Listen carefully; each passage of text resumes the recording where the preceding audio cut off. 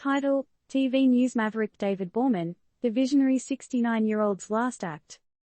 TLDR, a pioneer of modern television news, David Bohrman, checked out at 69, leaving a legacy of innovative live events, special reports, and groundbreaking news programming. You might not know his name, but you've seen his work, from the election night's magic wall to the first ever live hologram on TV news. This news vet was a game changer, folks. Details on cause of death are still a mystery. The television news scene just lost one of its greatest pioneers, David Bohrman. He was like the Steve Jobs of TV news, but instead of a black turtleneck, he rocked newsrooms and control rooms with fresh ideas. The news maestro took his final bow at 69, leaving a trail of innovative and exceptional work behind him. So, who was David Bohrman, you might ask?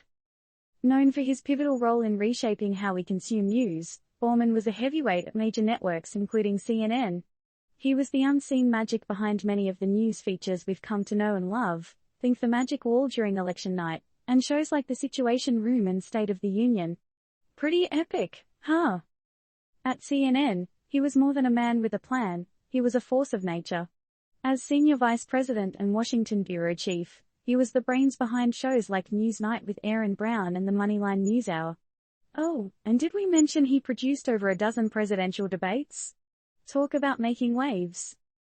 Some of his most memorable contributions to TV news were boundary-pushing, to say the least.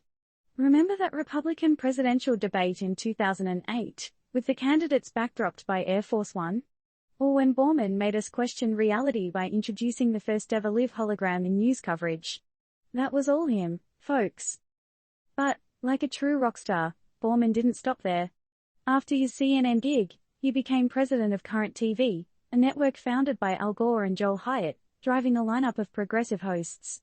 Before CNN, he had stints at ABC News and NBC News, and even created World News Now. He also led Pseudo, a groundbreaking early interactive internet venture.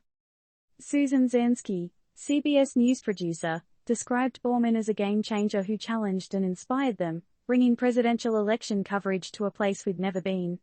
Sounds like a mic drop moment to me.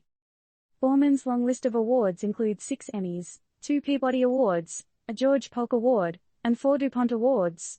He truly was a titan of the industry.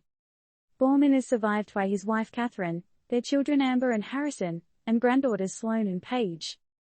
Now, as we bid farewell to this television news luminary, it's time to ponder, who will step up and carry the mantle of innovation forward in the ever-evolving news industry? Who will dare to think outside the box and redefine how we consume news in the coming years? Remember, this is not a recommendation or endorsement. It's just food for thought.